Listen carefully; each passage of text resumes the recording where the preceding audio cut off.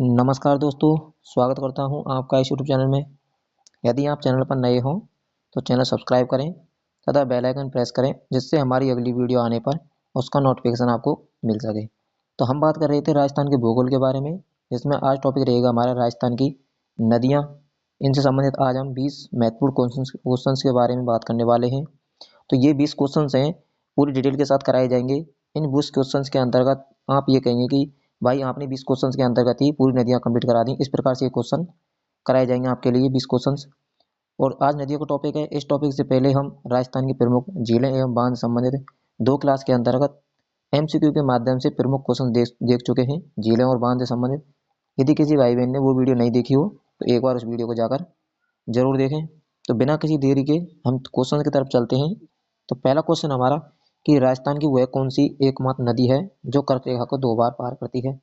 तो कौन सी नदी हो जाएगी, पहले आप इसका उत्तर देख लीजिए। जो नदी कर्क रेखा को 2 बार पार करती है तो वो हो जाएगी हमारी माही नदी हो जाएगी। और जो कर्क रेखा है कितने जिलों से होकर गुजरती है? 2 जिलों से, एक डूंगरपुर और बांसवाड़ा से होकर यह कर्क रेखा गुजरती है, जिसकी लंबाई 26 किलोमीटर है। अब बात करते हैं माही नदी के बारे में। तो माही नदी है, इसका जो उद्गम होता है कहाँ से होता है? जो मेहंद झील, अमरोली की पहाड़ियाँ और एमपी के अंतर्गत है ये पहाड़ियाँ। तो यहाँ से इस जो नदी है माही नदी, इसका उद्गम होता है। और राजस्थान में प्रवेश कहाँ से करती है ये? जो खादू गांव बांसवाड़ा से राजस्थान प्रवेश करती है, प्रतापगढ़ में बहती है, उसके बाद डूंगरपुर में बहते हुए जो अरब सागर में अपना ये जल गिरा देती है माही नदी। माही नदी के उपनाम कौन कौन से हैं? इसे आदिवासी गंगा के नाम से जानते हैं, कांठल व बांगड़ की गंगा के नाम से भी इसे जानते हैं, या फिर इसे कहते हैं दक्षिण की गंगा के नाम से भी इस नदी को जाना जाता है, माही नदी को। और जो ये माही नदी है ये उल्टी यू आकार की नदी है, उल्टी यू आकार की नदी है। और इस जो माही नदी के संगम बनाती है माही नदी, 3 जो नदियां हैं मिलाकर अपना संगम बनाती हैं। कौन कौन सी हैं? माही, सोम और जाखम, ये 3 नदियां अपना संगम बनाती हैं। कहाँ पर बनाती है नदियां? जो बेणेश्वर धाम जो नवाटापुरा का डूंगरपुर के अंतर्गत है, वहां पर इन तीनों नदियों का संगम बनाया जाता है। तो आपका ऑप्शन हो जाएगा, थर्ड हो जाएगा। एक क्वेश्चन के अंतर्गत जो आपकी जो माही नदी है इसकी पूरी कंप्लीट डिटेल आपके साथ साझा की गई है। नेक्स्ट क्वेश्चन हो जाएगा हमारा कि किस नदी का उद्गम नागपाड़ा अजमेर से होता है और यह कच्छ के रण में विलुप्त हो जाती है। जो नागपाड़ा अजमेर से कौन सी नदी है जिसका उद्गम होता है? तो इसका उत्तर देखिए आप, जो लूही नदी है हमारी, लूही नदी का उद्गम कहाँ से होता है? नागपाड़ा अजमेर से इस नदी का उद्गम होता है। तो अभी लूही नदी है, यह पहले दो नदियों के मिलने के पश्चात इस जो गोविंदगढ़ नामक स्थान है वहां पर इस नदी का नाम क्या पड़ा है? लूही नदी पड़ा है। तो जो सागरमती नदी और जो सरस्वती नदियां हैं, ये दोनों नदियां कहाँ पर मिलती हैं? गोविंदगढ़, जो जो गोविंदगढ़ नामक स्थान है अजमेर में, वहां पर ये दोनों नदियां आकर मिलती हैं और गोविंदगढ़ नामक स्थान से ही इस नदी का नाम लूनी पड़ा है। और लूनी नदी की जो लंबाई पूछी जाए तो कितनी है? 495 किलोमीटर इसकी लंबाई है ओवरऑल। यदि पूछा जाए, अगर राजस्थान में इसकी लंबाई पूछी जाए तो राजस्थान के अंतर्गत इसकी लंबाई है 320 किलोमीटर इसकी लंबाई है। इसके अन्य नाम देख लेते हैं लूनी नदी के। तो लूनी नदी के अन्य नाम कौन कौन से हो जाएंगे? इसे हम लवणवती नदी के नाम से भी जानते हैं, साकरी नदी भी इसका ही उपनाम है, सागरमती या फिर आदि खारी आदि मीठी के नाम से भी इसे जानते हैं। और कालिदास जी ने इसको क्या कहा है? लूनी नदी को अंतर सलीला के नाम से कहा है कालिदास जी ने। इसकी लंबाई आपको बता दी 495 किलोमीटर, 320 राजस्थान के अंतर्गत है। और कितने जिलों में प्रवाह क्षेत्र है इस लूही नदी का? वर्तमान के हिसाब से 41 जिलों के अनुसार देखें तो 7 जिलों के अंतर्गत इस नदी का प्रवाह क्षेत्र देखने को मिलता है।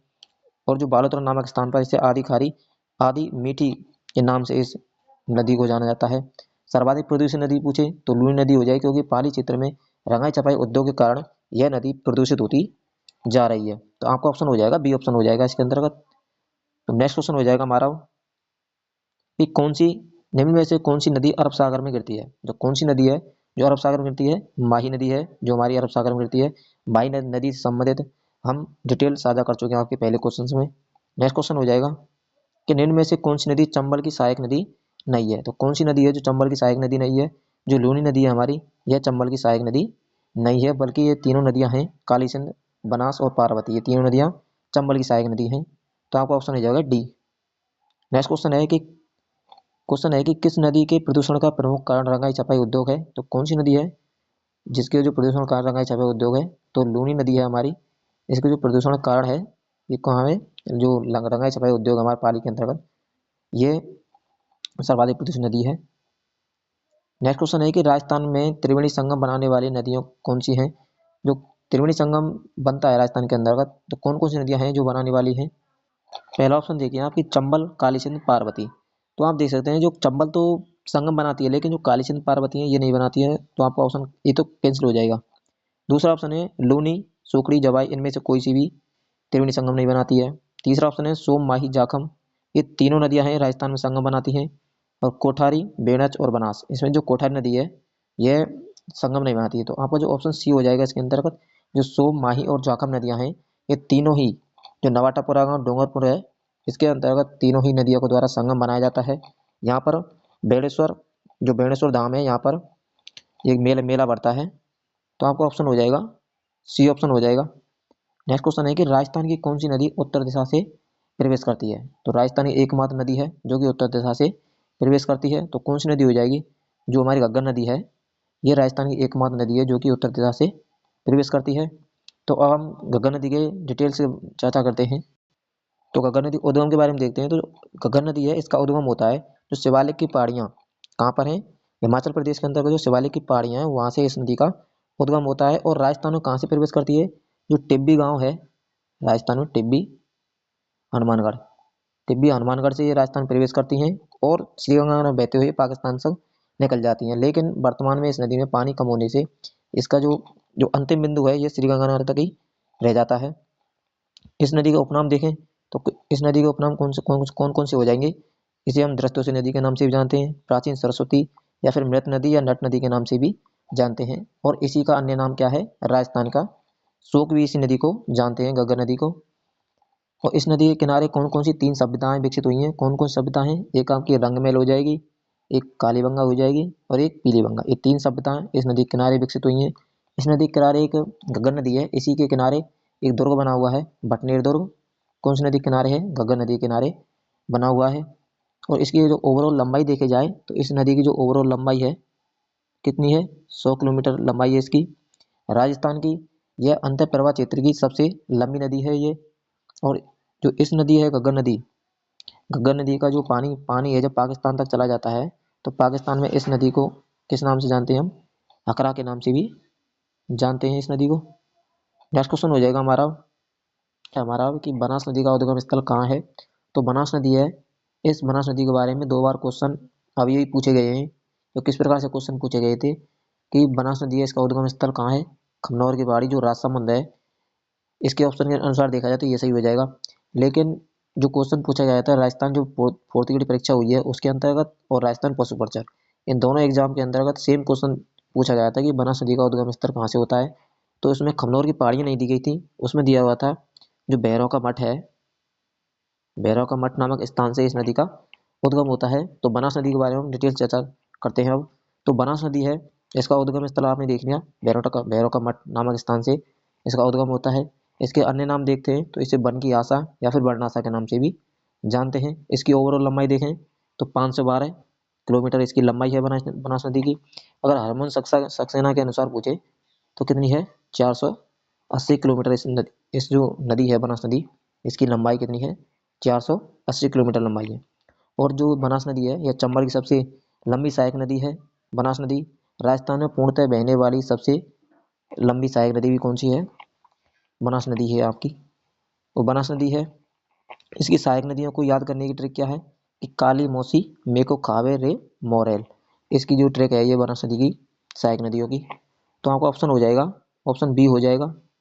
नेक्स्ट क्वेश्चन है कि जिस नदी के पाठ को स्थानीय भाषा में नाली कहा जाता है। तो नाली किस नदी के पाठ को कहा जाता है, जो घग्गर नदी है हमारी, इस नदी घग्गर नदी के पाठ को स्थानीय भाषा में क्या कहते हैं, नाली के नाम से जानते हैं। जो कि राजस्थान की अंत प्रवाह की सबसे लंबी नदी मानी जाती है, कौन सी, घग्गर नदी। नेक्स्ट क्वेश्चन हो जाएगा कि बिंगोद कहाँ पर है, भीलवाड़ा नामक स्थान पर बनास नदी में कौन सी दो नदियां आकर मिलती हैं। तो बिंगोद जो भीलवाड़ा नामक स्थान पर 3 नदियों का संगम होता है। और जो बनास के साथ कौन कौन सी नदियां हैं जो बिंगोद नामक स्थान पर आकर मिलती हैं, तो कौन कौन सी हो जाएंगी, बेणच और जो मेनाल नदी है, बेणच और मेनाल नदी, इन तीनों का संगम कहाँ पर होता है, बिंगोद भीलवाड़ा नामक स्थान पर तीनों का संगम होता है। तो आपका ऑप्शन हो जाएगा सी ऑप्शन हो जाएगा। नेक्स्ट क्वेश्चन है कि राजस्थान में सर्वाधिक बांध किस नदी पर बने हुए हैं। तो राजस्थान में सर्वाधिक बांध कौन सी नदी पर बने हुए हैं? तो चंबल नदी है हमारी। इस नदी पर राजस्थान में सर्वाधिक बांध बने हुए हैं। कितने बांध हैं?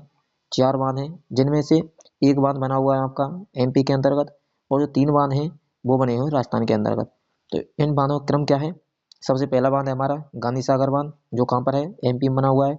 उसके बाद है राणा प्रताप सागर बांध, जो जल भराव क्षमता की दृष्टि से सबसे बड़ा बांध है, जो कहाँ पर है? चित्तौड़ में बना हुआ है। उसके बाद हो जाएगा जवाहर सागर बांध, ये आपके पास कहाँ बना हुआ है? कोटा में। और उसके बाद हो जाएगा कोटा बैराज। जो कोटा बैराज बांध है, यह बांध जो कोटा बैराज बांध है, ऐसा बांध है जिससे केवल सिंचाई सुविधा उपलब्ध है, और जो बाकी 3 बांध है हमारे, इनसे सिंचाई सुविधा प्लस जो विद्युत है उसका भी उत्पादन तीनों बांधों से किया जाता है। जो आपका जो पहला बांध है कौन सा? गांधी सागर बांध। और जो कोटा बैराज है, ये बांध फर्स्ट चरण में बनाए गए थे। और जो जो आपका जो सेकंड बांध है राणा प्रताप सागर बांध, ये दूसरे चरण में बना हुआ था। और जो आपका थर्ड बांध है ये तीसरे चरण में बना हुआ था। नेक्स्ट क्वेश्चन हो जाएगा हमारा कि आर्य सभ्यता, जो आर्य सभ्यता है कहाँ पर है? उदयपुर में है। किस नदी के किनारे विकसित हुई है? जो आर्य सभ्यता है ये कौन सी नदी के किनारे है? आयड़ या फिर बेड़ज नदी के किनारे विकसित हुई सभ्यता है ये। अब जो आयड़ या बेड़ज नदी है, आयड़ या फिर बेड़ज नदी, अब इसका उद्गम होता है कहाँ से होता है? जो गोविंदा की पहाड़ी हमारी उदयपुर के अंतर्गत, वहां से आयड़ या फिर बेड़ज नदी का उद्गम होता है। आयड़ नदी को हम किस नाम से जानते हैं? बेड़ज के नाम से जानते हैं। सबसे पहले ये देखिएगा आपकी ये उदय सागर झील है। अब ये मान लीजिए आप ये आयड़ नदी आ रही है, पहले इसका नाम क्या था? आयड़ नदी है। अब ये उदय सागर झील है, इसमें गिरने के बाद यह नदी किस नाम से जानी जाती है? बेड़ज नदी के नाम से जानी जाती है। कौन सी नदी? जो आयड़ नदी है, बाद में बेड़ज नदी के नाम से ही जानी जाती है। तो आपका ऑप्शन हो जाएगा बी। नेक्स्ट क्वेश्चन है कि कौन सी नदी राजस्थान में आंतरिक अफवाह तंत्र की सबसे लंबी नदी है? तो हमारी जो घग्गर नदी है, यह आंतरिक प्रवाह तंत्र की सबसे लंबी नदी है। इसकी लंबाई कितनी है? 100 किलोमीटर इसकी लंबाई है टोटल। नेक्स्ट क्वेश्चन हमारा, और यदि आपसे पूछता है कि आंतरिक प्रवाह तंत्र की सबसे छोटी नदी कौन सी है? तो कांकनी नदी हो जाएगी, जिसका नाम अन्य नाम क्या है? कांकनी या फिर कांकरी नाम से भी जानते हैं, जिसकी लंबाई कितनी है? 17 किलोमीटर है। कांकनी नदी की लंबाई कितनी है? 17 किलोमीटर है, और जो कि जैसलमेर में प्रवाहित होती है, और जो जैसलमेर के अंतर्गत जो बुझ झील है उसमें अपना जल गिराती है। नेक्स्ट क्वेश्चन हो जाएगा हमारा कि लूनी नदी को किस स्थान के बाद खारी कहा जाता है? जो लूनी नदी है, कौन से स्थान के बाद खारी हो जाती है ये नदी? तो जो बालोतरा जो बाड़मेर है, बालोतरा बाड़मेर, यहाँ से इस नदी का जो पानी है खारा हो जाता है, और सर्वाधिक प्रदूषित नदी भी यही है। और जो गोविंदगढ़ नामक स्थान पर इस नदी का नाम क्या पड़ा है? लूनी नदी पड़ा है। नेक्स्ट क्वेश्चन हो जाएगा कि राजस्थान की सबसे लंबी कौन सी नदी है जो पूर्णतः राजस्थान में बहती है? अब क्वेश्चन में दोनों में अंतर है। उसमें क्या पूछा था कि राजस्थान की अंत प्रवाह की, यदि अंत प्रवाह की पूछे आपसे तो बताना है आपको कौन सी नदी हो जाएगी? घग्गर नदी। और यदि पूछता है कि नॉर्मल में पूछता है कि राजस्थान की सबसे लंबी नदी, तो कौन सी हो जाएगी? बनास नदी हो जाएगी, जो कि पूर्णतः राजस्थान में बहती है। तो आपका ऑप्शन सी हो जाएगा। नेक्स्ट क्वेश्चन है कि ईसरदा बांध किस नदी पर बना हुआ है? तो ईसरदा बांध है कौन सी नदी पर बना हुआ है? जो हमारी बनास नदी है, इस पर ईसरदा बांध बना हुआ है। और जो कहाँ पर है ये ईसरदा बांध? तो टोंक जिला है, यहाँ पर ईसरदा बांध स्थित है। और बनास नदी पर एक अन्य बांध भी बना हुआ है, कौन सा है? बीसलपुर बांध, जो कि टोंक जिले में ही स्थित है ये बांध। तो आपका ऑप्शन फर्स्ट हो जाएगा। नेक्स्ट क्वेश्चन है हमारा 17वां क्वेश्चन है कि सेई परियोजना का संबंध किस नदी से है जिसे जवाई बांध में पानी पहुंचाया जाता है? जो सेई परियोजना है इसका संबंध कौन सी नदी से है? सेई नदी से है। और जो सेई परियोजना कार्य क्या है? जो जवाई बांध है हमारा कहाँ पर है? पाली में। जवाई बांध कहाँ है? पाली में। जवाई बांध के अंतर्गत सेई परियोजना से क्या पानी पहुंचाया जाता है? जवाई बांध को हम मारवाड़ का अमृत सरोवर के नाम से भी जानते हैं। और जो जवाई बांध है यह पश्चिमी राजस्थान का सबसे बड़ा बांध भी कौन सा है? जवाई बांध है। नेक्स्ट क्वेश्चन हो जाएगा कि चूलिया जलप्रपात किस नदी पर और किस जिले में स्थित है? जो चूलिया जलप्रपात है राजस्थान का सबसे ऊंचा जलप्रपात है, जिसकी ऊंचाई कितनी है? 18 मीटर है जिसकी ऊंचाई। तो कहाँ पर है ये? जो चित्तौड़गढ़ जिला है हमारा, यहाँ पर स्थित है। और कौन सी नदी पर है ये? जो चंबल नदी है, चंबल नदी पर चित्तौड़गढ़ जिले में चूलिया जलप्रपात स्थित है, जो कि राजस्थान का सबसे ऊंचा जलप्रपात है, जिसकी ऊंचाई कितनी है? 18 मीटर उसकी ऊंचाई है। नेक्स्ट क्वेश्चन हमारा 19 नंबर क्वेश्चन है कि जयपुर जिले में बैराट की पहाड़ियाँ किस नदी का उद्गम स्थल है? जो बैराट की पहाड़ियों से कौन सी नदी का उद्गम होता है? तो हमारी बाणगंगा नदी है, बाणगंगा नदी का उद्गम कहाँ से होता है? तो जयपुर की जो पहाड़ियाँ हैं, कहाँ, बैराठी की पहाड़ियाँ, यहाँ से बाणगंगा नदी का उद्गम होता है। तो अब बाणगंगा नदी के बारे में डिटेल से चर्चा देखते हैं हम। तो बाणगंगा नदी है, इसको जो अन्य नाम है वो क्या क्या है? अर्जुन गंगा के नाम से भी जानते हैं इसे हम, रुंडत सरता के नाम से भी इस नदी को जानते हैं, ताला नदी भी इसी नदी का नाम क्या है, उपनाम है, ताला नदी भी। और जो बनास सॉरी जो हमारी जो बाणगंगा नदी है, इस पर एक बांध बना हुआ है, कौन सा? जमुआ रामगढ़ बांध है, जो कहाँ पर है? जयपुर में बना हुआ है। कौन सी नदी पर है? बाणगंगा नदी पर है। तो बैराठ की पहाड़ियों से बाणगंगा नदी का उद्गम होता है। अब हमारा अंतिम क्वेश्चन है, क्वेश्चन नंबर 20 है। यदि आपको क्वेश्चन पसंद आए हो तो एक बार वीडियो को दोस्तों के साथ शेयर जरूर कर दें। तो अंतिम क्वेश्चन हमारा कि माही और उसकी जो सहायक नदियां हैं, सोम और जाखम, के संगम पर बेणेश्वर धाम किस जिले में स्थित है? जो बेणेश्वर धाम है ये कौन से जिले में है? जो डूंगरपुर जिला है इसमें बेणेश्वर धाम स्थित है। और कौन सी गांव है? जो नवाटापोरा गांव है हमारा, वहां पर बेणेश्वर धाम स्थित है। इन तीनों नदियों का संगम होता है बेणेश्वर धाम में। कौन कौन सी नदियां हैं? माही, माही हो जाएगी, जाखम और सोम नदियां। तो ये थे हमारे 20 क्वेश्चन। यदि आपको क्वेश्चन पसंद आए हो तो एक बार वीडियो को दोस्तों के साथ शेयर जरूर कर दें। मिलते हैं अब नेक्स्ट वीडियो में। धन्यवाद।